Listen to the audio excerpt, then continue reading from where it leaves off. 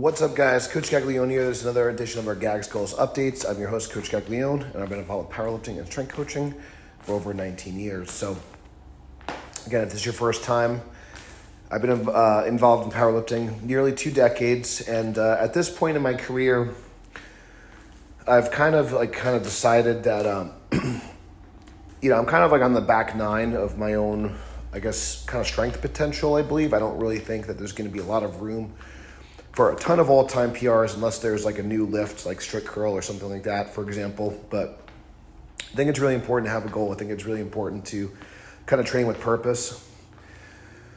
So as of right now, I'm just kind of doing some things I don't normally do. I'm walking out my squats. I'm using a more narrow stance. I'm using heels. I'm overhead pressing, doing some conventional deadlifts. And I would say conventional deadlifts are really the only thing that I'm kind of training right now that I have, I guess the most experience with in terms of competing, as well as also just kind of have like a more robust history. So my best conventional deadlift in a meet is 625. My best conventional deadlift in training is 650. I'm certainly not anywhere near those numbers right now. But in terms of like a walked out squat and heels, I don't think I've ever done more than like 585. It's like the most I've ever done. So that's kind of like, I guess, like a lower number. Whereas like my best kind of just sleeve squat in a monolift is 705.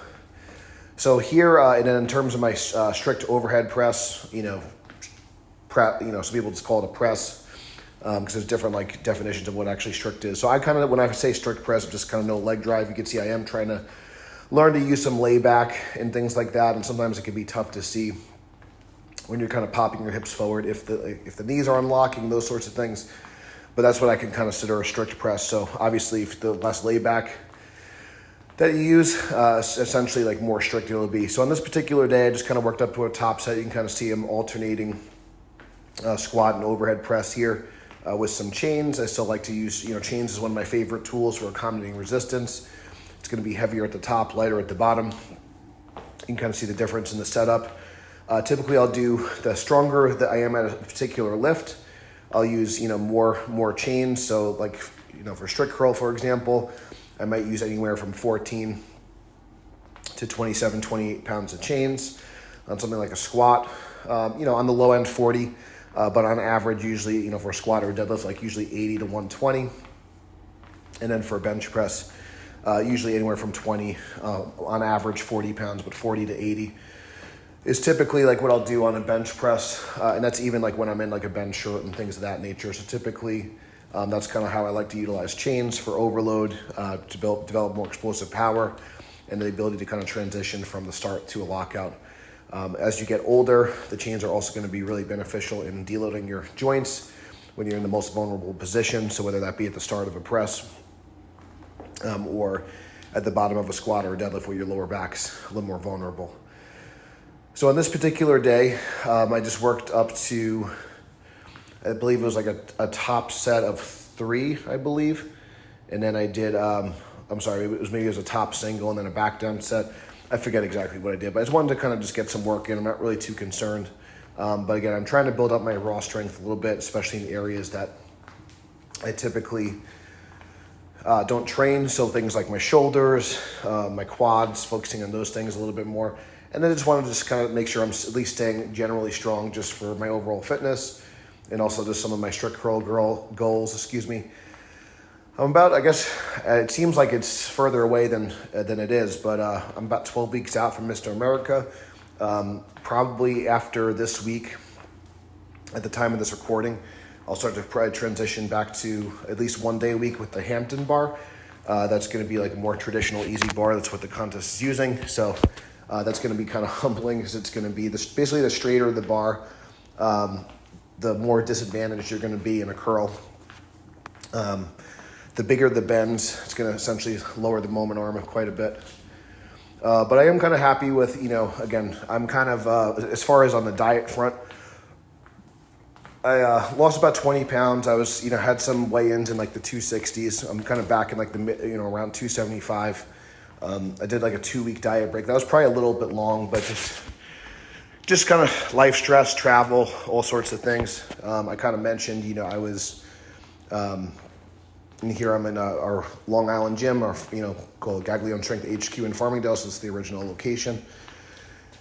So I worked up to a heavy double on this day. So this is kind of 4th of July weekend. So we kind of elected to get out of our area for the 4th of July. It gets really crazy near Rehoboth Beach, and good opportunity to kind of see family, catch up with old friends.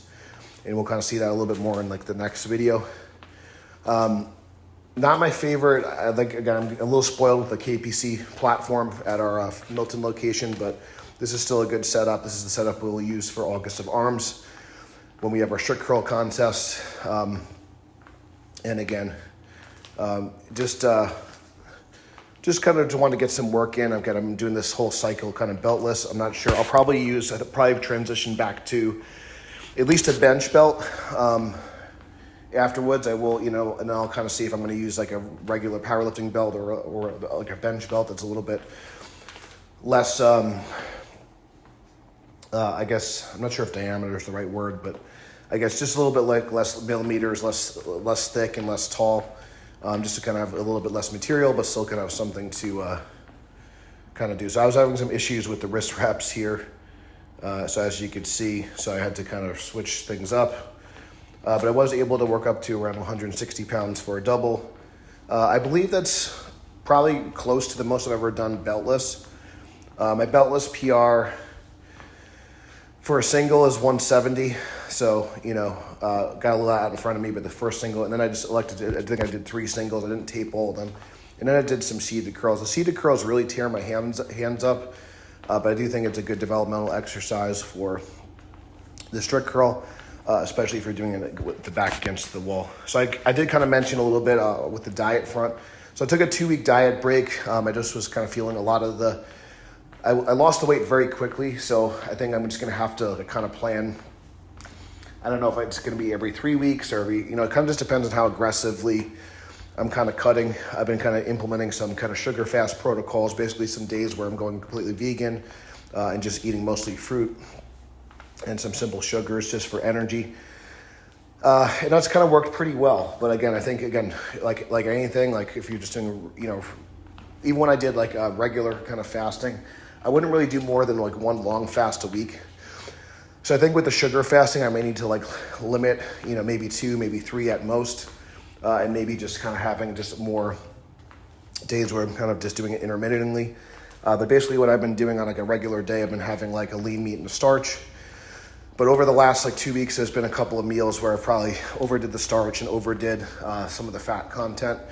So, you know, my weight's starting to kind of creep back up. So I got to kind of pull it back. But my performance in the gym has been good. I definitely feel like I needed some days where I had some extra calories. So here I'm doing some strict pressing out of the combo rack. Again, trying to, you can see my overhead mobility is not like the best. It's not terrible, but not great. So there's some of the lockouts. Look like they could be a little bit better, but again, just the best I can kind of do with my current mobility. And again, still trying to, you know, figure out the best kind of starting position. You know, should I kind of let the weight kind of come down a little more? Should I let the weight float? I'm kind of just going like using kind of strength lifting rules based on like starting strength. So they allow for a little bit of downward motion just to kind of from the, I guess, the layback. So again, it's not like there's not like a standard that's universally accepted with this, but essentially as long as you don't kind of dip and drive with a push press or a jerk, I think, you know, everything else is kind of fair game. But I could also see the more I've done this lift, why people kind of eliminated the press from competition. So again, after this week, I'm going to do like a little bit of a practice meet soon for strict curl, and then kind of just focus on kind of building my strength, and then kind of going into September, we'll start the peaking phase for Mr. America.